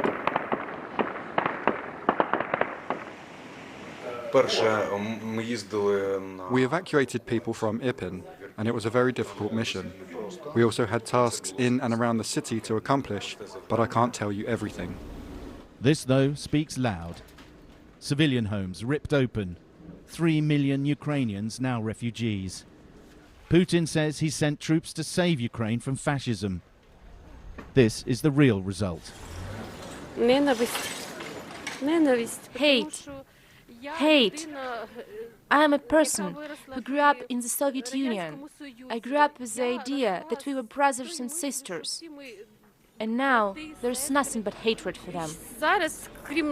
Our ladies volunteers is working extremely efficient. The singer Fomenko joined a reserve battalion funded by former President Petro Poroshenko, the billionaire first president after Ukraine shook off Russian influence 8 years ago. It's not just Putin he blames for the war. You cannot wait until the Russian people under the sanction pressure will not be happy with the Putin. Because Russia have more than 50% of the support of the Putin aggression and killing Ukraine, that should be a sanction against these Russian people. The location for the billionaire's 206th Battalion is a military secret, but the militancy of its volunteers is not. Democracies will always win. Maybe it will take longer than everybody expected, but Putin has chosen path of Hitler, and we already know how Hitler ends. For now, though, Ukraine is preparing to defend the birthplace of its modern democracy to the bitter end.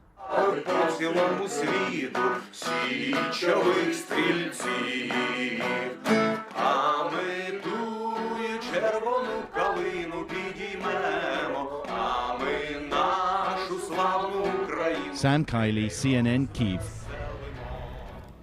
Well, in the Czech Republic, a street mural protesting Russia's war in Ukraine is getting attention around the world. It shows a young girl sheltering European and American cartoon characters under the blue and yellow Ukrainian flag. The artist says the message is that Ukraine is protecting the rest of the world from disaster. He lives in Prague with his family and has taken in a Ukrainian mother and 2 children who fled the war. Well, thanks so much for watching. I'm Linda Kincaid. I'll be right back with our continuing coverage next.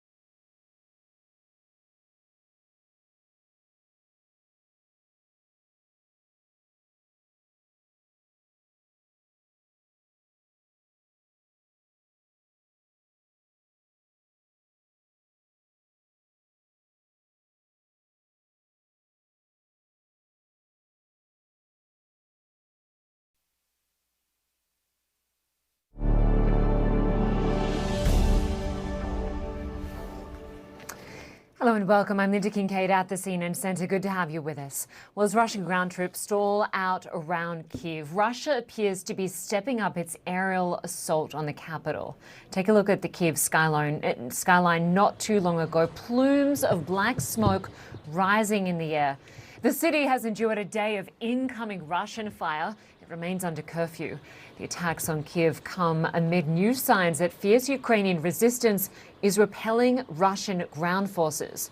Well, Ukraine's military says its forces have regained control of Makariv, a city to the west of Kiev, and has raised the Ukrainian flag over that city. Frederick Plyton is in Kiev, where air raid sirens have been blaring within the last few hours. Fred, just give us a sense of what you've been seeing, what you've been hearing. Yeah, Linda, well, it certainly seems to us as though there's a massive battle going on in and especially around Kiev throughout the better part of the day. And you're absolutely right. We were hearing those air raid sirens really since the early hours before noon and throughout the entire course of the day. And even now, as I'm speaking to you, we are still hearing what we believe to be artillery, certainly some very loud bangs.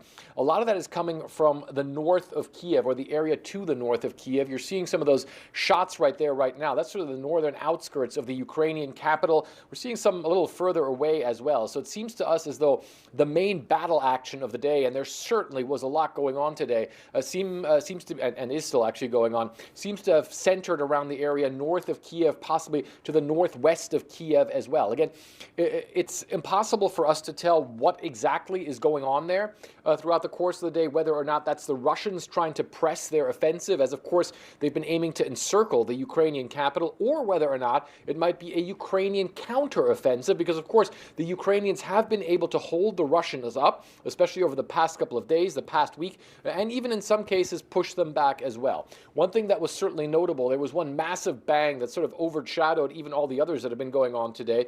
The Ukrainians there said that they managed to shoot down a Russian missile that was flying towards the Ukrainian capital. And they say that the remnants of that missile then fell into the Dnieper River, of course, the river that runs here through this city. But Linda, you're absolutely right to point out that there's been a massive battle going on today, and that battle very much continues into the night, as it really seems as though both sides taking aim at one another, Linda.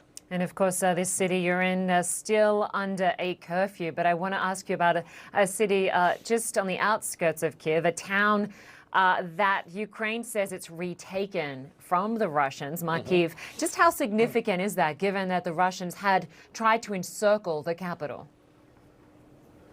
Yeah, Makariv, that's certainly a significant victory for the Ukrainians, and one that they're saying is extremely significant to them. It's a strategic town. It's about 35 miles west of the Ukrainian capital. And, with the Ukrainians holding that territory, that means that the Russians aren't advancing around the Ukrainian capital. So it certainly seems to show that attempt of that pincer move, as the Russians are trying to move in both from the northwest and from the northeast to try and encircle the Ukrainian capital, that at least there seems to have stopped. It's also right on an important logistics artery, as the Ukrainians sort of trying to open up more routes towards the west of the country, where of course they do get a lot of their resupplies from there. So really a big victory for the Ukrainians, even though it appears as though some of the areas around Makariv, of course, still very much contested. But I also believe that some of the fighting that we're seeing in the northwest of Kiev might also be related to all of that, to the move by the Russians to try and move in from the northwest, trying to encircle some of the territory there. The Ukrainians obviously saying now in Makariv they have stopped that. They're pushing that back and are now saying they're trying to push it back in other places as well. Makariv, of course, sustained some pretty heavy damage. You can see some of that on your screens right now with some of the photos, some of the still photographs coming from there, with just utter destruction, as of course the battles there have been raging in extremely heavy form for an extended period of time, Linda. Yeah, a town that certainly looks all but destroyed, but certainly back in the hands of Ukrainians by all accounts. Frederick Plyton, our thanks to you and your team. Please stay safe. Well, Ukrainian President Volodymyr Zelensky appealed to the Italian parliament for more support, urging it to completely cut off the Russians. Mr. Zelensky addressed Italian lawmakers via video link, as he has with many other nations since the invasion began. He pleaded with the parliament not to let Russians use their country as a holiday resort and warned that Ukraine is not the only nation at risk of Moscow's aggression. Now is the time to do everything possible to secure peace, so that the war that had been prepared for a long time by Russia, by one person for tens of years, they earned enormous money by exporting oil and gas and used that money to prepare a war not only against Ukraine, their goal is Europe. They want to have an enormous influence on your lives, control over your politics, and ruin your values, not only ours. Well, Italy's Prime Minister is responding to Mr. Zelensky's appeal, saying it supports Ukraine's push to join the European Union, but he says it will take time. Voglio dire al Presidente Zelensky. I want to say to President Zelensky that Italy is at Ukraine's side in this process. Italy wants Ukraine in the European Union. Well, Europe is ready to impose even harsher sanctions on Russia and will even consider cutting itself off from Russian oil. That word coming from the European Union's top diplomat ahead of a major EU summit on Thursday that will be attended by US President Joe Biden. Well, CNN's international diplomatic editor Nick Robertson is tracking events for us from Brussels. Plenty to discuss, Nick. I want to start first with the fact that the US President is headed to Brussels tomorrow. He's going to meet with NATO for this extraordinary summit and also the G7 on Thursday. What's the main objective? What can be achieved? Because we are already hearing that the EU is considering harsher sanctions against Russia. Yeah, 3 big meetings on Thursday. NATO leaders, G7 leaders and the EU leaders as well. So a packed day for President Biden. Unity is the sort of bottom line. More sanctions is definitely on the agenda. What should those sanctions look like? And of course, military support for Ukraine. The EU yesterday announcing $551 million aid package for Ukraine, specifically security, but also humanitarian aid and support. But what sanctions can be applied? Some members of the EU would like to sort of pause, catch breath a little potentially, and see how these sanctions that have already been placed are taking effect. Other EU nations would like to see stiffer sanctions. The Polish president putting forward perhaps the toughest line of potential sanctions, and that is a complete blockade of trade with Russia by land and by sea as well. There are differences within the European Union. Should there be sanctions on Russia's oil and gas, for example? A very difficult, politically difficult subject here because of rising energy prices and the EU yet to agree amongst its members about possible caps on energy prices within the European Union. So potentially escalating those energy price rises further during that is something that doesn't have agreement at this time. So it really, you get a sense at the moment that there's the energy and the desire to push forward and increase the pressure on President Putin to back off on this military offensive. The wherewithal to do it, that's not quite agreed yet. And we did hear that, as you said, from Josep Borrell, the EU's foreign policy chief, saying, yes, absolutely sanctions up for discussion. But he also said, don't expect any sanctions to come into effect this week. He said, even if agreements are made about what those sanctions could be, it takes time to figure out how to put them into effect, even at the speedy pace everyone's going at the moment. Linda. Yeah, it certainly does take time. We did hear Ukraine's president addressing the Italian parliament via video link today, and Italy's prime minister saying it supports Ukraine's bid to join the EU. Yes, and there are several EU nations that have pledged to try to get a re-examination of Ukraine's application to be a member of the European Union and to sort of get an acceptance of that handed out more quickly. Ireland is one of the nations, Latvia, Lithuania, Estonia, Slovenia, Slovakia, the Czech Republic, Bulgaria, even Croatia have all signed up to this. But it's not all EU nations, as you can see. It tends to be especially the ones on the east of the European Union. And that's been the difficulty here of getting unanimity. We talk about unity, of course, that there has been a lot of NATO, G7, EU, with the United States over the past month or so. But those divisions are real, and I think that's what we're seeing here again on the issue of how quickly to accept Ukraine's application and to get it on some sort of track to being a member of the EU. It's an aspiration of all the nations here, but again, it's the details of how quickly do you do it and what precisely do you say about it. Yeah, exactly. Well, Nick Robertson, we'll leave it there for now, but plenty to discuss over the coming days. Thanks to you, Nick Robertson in Brussels. Volodymyr Zelensky told the Italian parliament that Mariupol is now ruins like Armageddon. Thousands of people have fled the city. CNN's Ivan Watson spoke with one family about their ordeal. Children at play, frolicking in an arcade meant to host games of laser tag. But these are not normal times. The owners here have turned their children's entertainment business into a makeshift shelter, a place to house dozens of Ukrainians who just fled the besieged port city of Mariupol. The last couple of weeks were been like a hell. Dmitry Shvets, his wife Tanya, and their daughter Vlada escaped Mariupol on Thursday. They endured weeks of Russian bombardment from artillery and airstrikes. Each 15-20 minutes, you can listen the airplane. It was like targeted, and then the sound, ba-bam. Tanya kept a journal. March 2nd, day 7 of the war. Nothing's changed, she writes. No electricity or heat, and there's no running water now as well. They lived in the basement, and when they emerged, Tanya took photos and videos of their apartment building pockmarked with bullet holes. Unexploded shells in residential streets. Desperate people looting a bomb-damaged store for food. The problem is water. There is no water to drink. They scavenged for drinking water, pulling buckets from street sewers. If we were taking the water from the rainwater, taking the rain, waiting for the rainwater. Heavy shelling on nearby houses, Tanya wrote on March 5th. We all went to sleep with the thought of how to survive and stay alive. One day, a shell exploded near Dmitry as he stood in line for water. The bomb fell down and killed like 3 people in front of us.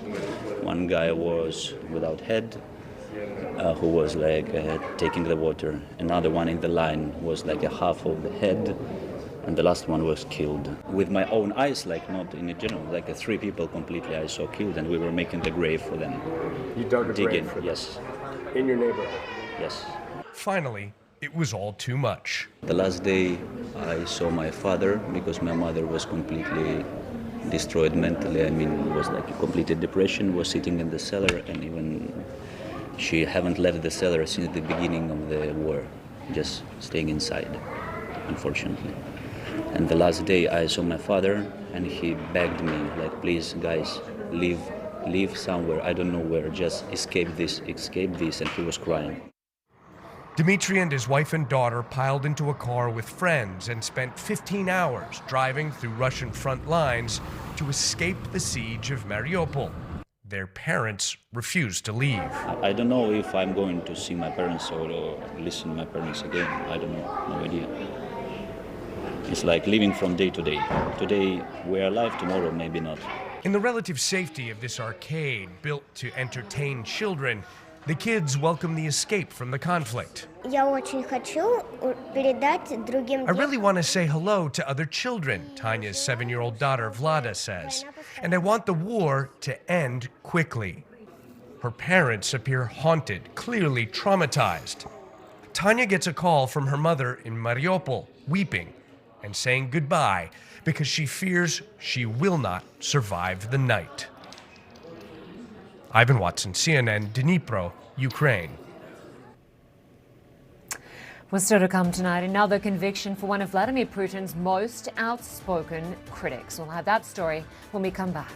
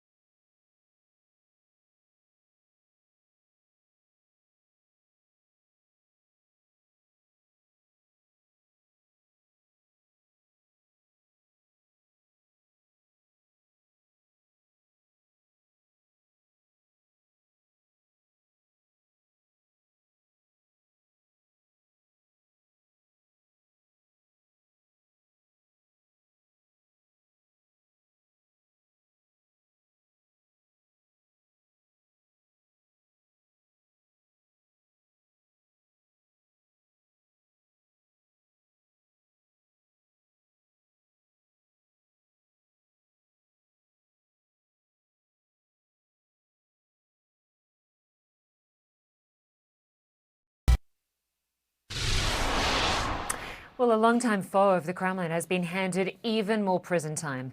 Alexei Navalny was convicted of new charges today. He was already behind bars for crimes he says he didn't commit and still blames Vladimir Putin for an attempt on his life in 2020. Today, he was sentenced to another 9 years in a maximum security colony. Well, CNN's Atika Schubert is following the case and joins me now from Valencia, Spain.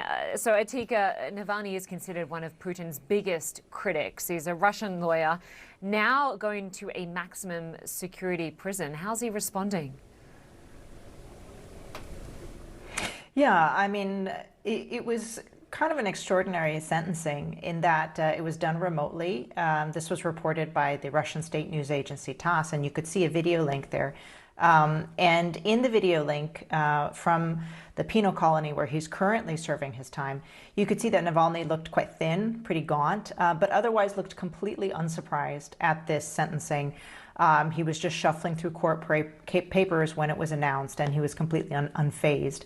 I think you have to remember this is not the first time he's dealt with this kind of a thing. You know, he was convicted on charges of fraud in 2013 in a trial that the European Court of Human Rights says was not a free trial.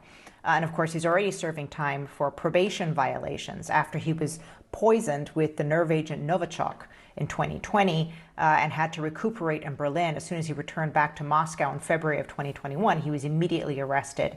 I think what is quite severe here, however, is the fact that he'll be serving it in a maximum security penal colony. That will be very harsh conditions for him.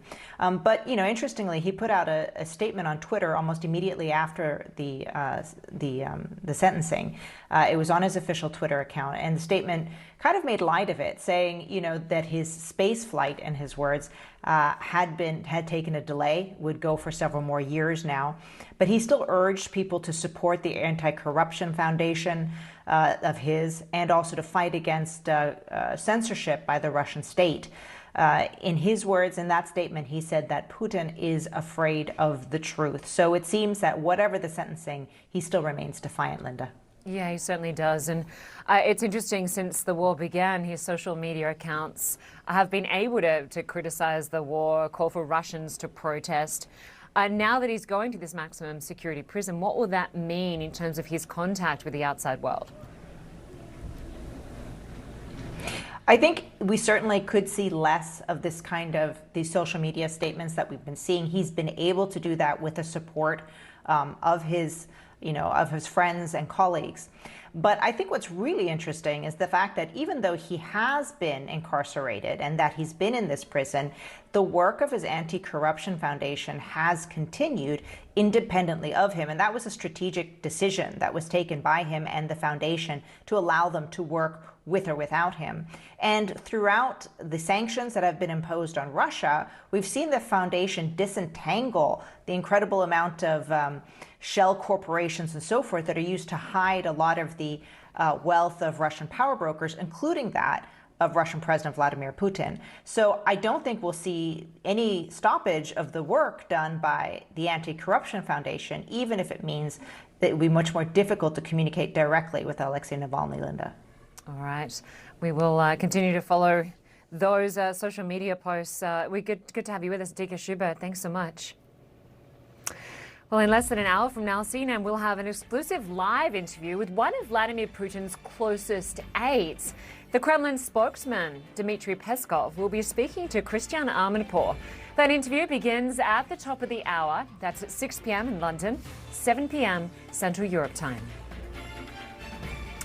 Well, today is day 27 in Russia's war on Ukraine, and in that time, the UN Refugee Agency says more than 3.5 million people have fled the country, most of whom are seeking shelter in neighbouring Poland. Well, I want to go to our Melissa Bell, who is at the border between Poland and Ukraine, and you've been seeing, Melissa, refugees coming across the border constantly. Just explain what they're saying to you, how they're doing, how they're holding up.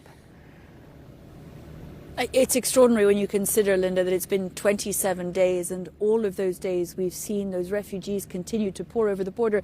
Night's fallen here at the Medica crossing, where they come on foot. There's a car crossing nearby, but this one they come on foot. they continue to arrive even at this late hour in the dark, all really bearing extraordinary stories of the trauma that they've had to flee and that they carry with them. Remember that these are mainly women and children with all the fighting age men who've had to stay behind. They're simply not allowed to leave the country. So the women and children come in having fled, carrying what little they can and moving on to all this huge uncertainty. But they all say that their plan, their hope is that they're going to be able to go back as quickly as they can. What they explain are beyond those events of the last few days that have made them flee. It will have taken them a couple of days from where they've come from, Kharkiv, Dnipro, Irpin, to get here. They explain, of course, that at night it's simply not possible to travel, so they find what shelter they can, again, with their children. Some women, one of the women we spoke to earlier, traveling with 3 young children, which would be difficult at the best of times, but in these times is, of course, incredibly a difficult thing to do. They're not carrying much. They're heading to greater uncertainty still. And there is, beyond those individual stories, the question for Poland about how it goes about organizing the logistics for this longer term. There was the immediate relief that was brought by ordinary people trying to get involved, the NGOs that are setting up even more substantial stands here, stalls here, because they expect that with those humanitarian corridors that have been created, there's going to be more and more arrivals over the coming days. There is the question of the longer term, beyond that immediate reception, and when they've been found somewhere to stay in the first few days, where do they go longer term, given all the resources that it takes, because they arrive with nothing, Linda. One of the suggestions being put forward by Germany is that Europe tries to create some humanitarian hubs that would better facilitate the movement of these refugees across the European Union. The trouble with that, Linda, is that what all of them have told us without fail is that they really don't plan to stay here very long. They certainly don't want to be seeking refuge long term. They are just waiting for a chance to get home to their husbands, fathers, and to their country, Linda. Yeah, so much uncertainty when you're hearing certain countries offering 3-year visas and these refugees are saying, we just want to go home. I want to highlight the figures, though. The United Nations saying 3,532,756 refugees have fled so far. And as you say, we're going to continue to see this stream of refugees. And no doubt, Melissa, this is really going to test Europe's capacity. It really is. It's going to test its capacity to find refuge for people in the immediate term. It's going to stretch its capacity to take in populations that, if they have to stay longer, are going to try and have to find work. There are all kinds of issues that are going to be presenting themselves to Europe going forward, and they're far from resolved. Of course, one of the aspects of this that is so interesting is that that sheer number that you mentioned, 3.5 million people, in such a short amount of time. It will have been a month later this week since the war broke out. It is the sheer volume of people and the speed with which they've arrived and the vulnerability of the populations that we're talking about, since again it's often mothers and their children. That is a lot for European officials, European states, to have to organize in order that they can care for them and settle them in a way that is vaguely acceptable going forward. It's been a huge logistical challenge, and it isn't over yet. It's going to take a lot more time for this to be able to be settled. And again, as you say, they continue to arrive. We see this really terrible, tragic symmetry between events on the ground on the other side of the border in Ukraine and the places from where people are fleeing. And beyond the question of their immediate physical needs, Linda, there is also the question, we've seen people now beginning to emerge at these crossing points at the station at Przemysl as well, there to deal with their psychological needs, because you're going to be talking about more and more traumatized women, children, people who fled extraordinary scenes of violence, chaotic scenes, terrible scenes, and that carry with them that trauma. In fact, what they tend to have about their person, one of the few things they have is their phone, and they will show us the scenes that they left behind, the scenes that they witnessed, their own buildings going up in flames, and the steps that they've followed along the way. So they carry all these images inside their phones, but of course inside their minds and their hearts, Linda, as well. Yeah, absolutely. And many, given there are so many women and children that have fled, many have left behind husbands, partners, brothers, fathers. We certainly will stay on this story. Melissa Bell, good to have you there at the Polish-Ukrainian border. Well, more than 500,000 Ukrainian refugees have also entered Romania. Now, some of the families waiting in a Bucharest shelter spoke with CNN's Miguel Marquez about the struggles they're facing as they come to terms with what they've lost. Ludmila Zhidik, her 2 teen daughters, and her father arrived last night. Our beautiful parks, our beautiful square, she says, everything is ruined. From Kharkiv, a city punished by Russian artillery and rockets. A school teacher, Zhidik, has some savings, but not much. Their 3-day journey brought them to this shelter run by the city of Bucharest. I'm shocked war is possible in 2022, she says. Everything was good. I could walk with my friends. I love my home city. It was very difficult to leave. Sophia's sister says it's hard to believe their lives have been thrown into such enormous uncertainty. I really miss my house, my country, my city, and I hope that this war is gonna finish. Andrei Tesman, a furniture maker, had his own business. He's here with his wife, kids, in all a family of 8, and their chihuahua, Bruno. Do you know when you will go home? Big question. Big question. A friend sent video of what their home now looks like. This is your home? That is my home. Yes, it's from the beginning. It's my room. Bedroom. Bedroom. No, it's my bedroom. Unlivable. The entire neighborhood destroyed by possibly a rocket or artillery fire. Nothing to go back to. At 60 years old, are you starting over again? I don't want to, he says, but I have to. His son is in Florida. The family has inquired about visas to travel to the U.S., but so far, we haven't tried to apply for visas, he says. His wife adds, my son sent several messages to embassies and to people in Washington, D.C. The message they got back? America does not accept refugees for now. The Biden administration looking for ways to speed up applications. For now, World Vision is helping these refugees and tens of thousands more in Romania alone, their needs deepening. The people that are coming now, these people really need help. And there are a lot of people. We were at the border, and I was at the border, and I talked to a lot of people that didn't have any money, any plan. Who's that? Mama. Yulia Muliarchuk and her 8-year-old son, David, named for David Beckham, from Kyiv, arrived 2 weeks ago. When you decided to leave, how long did you have to pack? Oh, well, I had around 3 hours. 3 hours? Yes. A few bags, documents, and family photos. Who is this? It's me and my husband, 10 years ago. She calls her mother in Kyiv every morning. So it's like, hello, Mom, are you okay? And we're talking. She's saying, yes, it seems like it's been quiet night. And then I'm speaking to my husband and my friends. It's like a full-time job.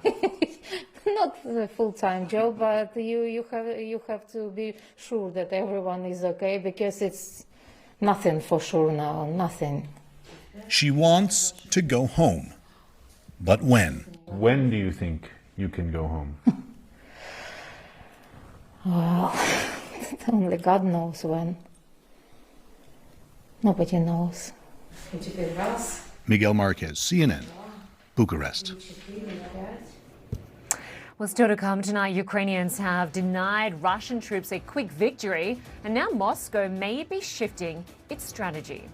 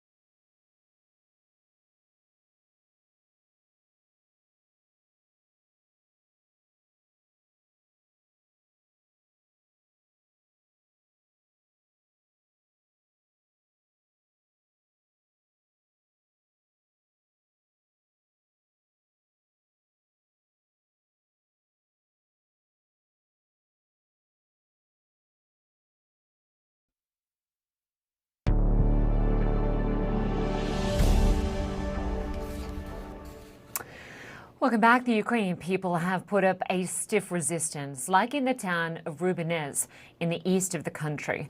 The regional head says a blitzkrieg, a surprise attack by Russian troops, has been avoided. But that means the Russians are having to change their strategy and are now causing a humanitarian disaster. Ukrainian officials say the areas that are fighting back are being hammered by artillery fire. The town I mentioned, for example, is under constant shelling. Emergency services are often unable to reach those who are hurt because of the risk of coming under fire. CNN's Ivan Watson joins me now from Dnipro, where he's been speaking to those who fled the city of Mariupol. And Ivan, obviously a lot of people you've been speaking to quite traumatized by what they've seen as they've fled. Yeah, because what they endured is nothing that anybody's really prepared for. Perhaps somebody in the military, but not, for example, somebody who worked as a masseuse or worked on cruise ships for a career, and certainly not their 7-year-old daughter. And that's just one family I'm talking about, not to mention the parents and grandparents who have been left behind living through a modern-day siege where Russian troops have for weeks encircled the city, which had a population of more than 400,000 people, an industrial city, and have bombarded it from land, air, and now we're hearing sea, not only from the Ukrainian defenders of the city and the eyewitnesses who have been telling us this, but now a senior U.S. defense official saying that it appears that 7 Russian ships in the nearby Sea of Azov have also been firing their cannons, firing shells into this city full of civilian people. Yes, there are Ukrainian defenders there, but there are also believed to be potentially hundreds of thousands of people still cowering in their basements there. So it's terribly traumatizing. It is perhaps the worst of what we're seeing in different towns and cities across Ukraine that are battlefields in this war triggered by Russia's invasion into Ukraine. We have some fresh news coming in from a government official here in Dnipro who has shown photos and claims that a train station in Pavlograd, which is about 70-80 kilometers east of here, was hit by long-range Russian fire, probably rockets, and that much of that train station has been demolished and at least one person independently killed. We cannot independently confirm that, but that is part of the reality of what communities are living through right now. And Ivan, I understand even where you are in Dnipro, despite Ukraine at war, people are still trying to run basic services like buses and trams. Yeah, I mean, the buses are still running here. The trams are still running. So is the subway. Life is not completely normal. There's a curfew.